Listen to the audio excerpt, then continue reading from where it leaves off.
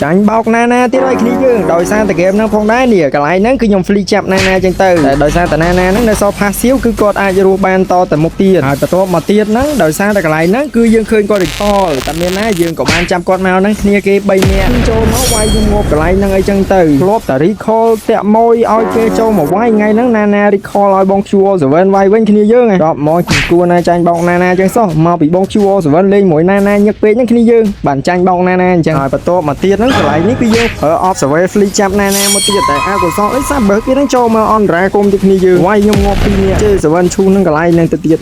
ដល់កគ្នាយើងហើយមួយនឹងផងដែរដោយសារតាណាណាហ្នឹង recall ធ្វើឲ្យបង Q7 ខឹងបង Q7 ចាប់តាណាណាទេតែគ្នាគេហ្នឹងគឺមកជួយរហូតគ្នាយើងធ្វើឲ្យបង Q7 ហ្នឹងហ្គេមហ្នឹងគឺតកសេចខ្លាំងមែនតើហើយដូចឃើញចឹងនិយាយប៉ាក់ខ្នាហ្នឹងគឺមកអាញ៉ាខ្លាំងគ្នាយើងដាក់ skill ធ្វើឲ្យគ្នាបង Q7 ហ្នឹងគឺងាប់ខ្ទេចកន្លែងហ្នឹងផងដែរគឺយើងវាយគេក៏ខ្ទប់ដែរតែបង Q7 ក៏ងាប់ញឹកដែរគ្នាយើងហើយគ្នាយើងយប់មិញអូយគ្នាច្រើនណាស់គ្នាយើងអើយអ្នកខ្លះ comment ថាតាមមើលបង Q7 អត់បានលេងជាមួយផងសារតែយប់មិញហ្នឹងគ្នាយើងបុកមកច្រើនពេកគ្នាយើងលេងមិនមែនត្រឹមតែ10នាក់ណាគ្នាយើងឡើង20នាក់ជាងគ្នាយើងអញ្ចឹងធ្វើឲ្យបង Q7 ហ្នឹងទទួល fan ក៏អត់អស់ហៅលេងក៏អត់អស់ដែរអញ្ចឹងយប់មិញបង Q7 លេងតាំងពីម៉ោង9រហូតដល់ម៉ោង11គ្នាយើងអញ្ចឹងដោយសារអីគ្នាយើងណាដែលអត់តបានលេងកុំតន់អន់ចិត្តគ្នាយើងនៅមានយប់ស្អែកយប់ខាន់ស្អែកទៀតអញ្ចឹងគ្នាយើងកុំភ្លេច follow បង Q7 ម្នាក់មួយផងគ្នាយើង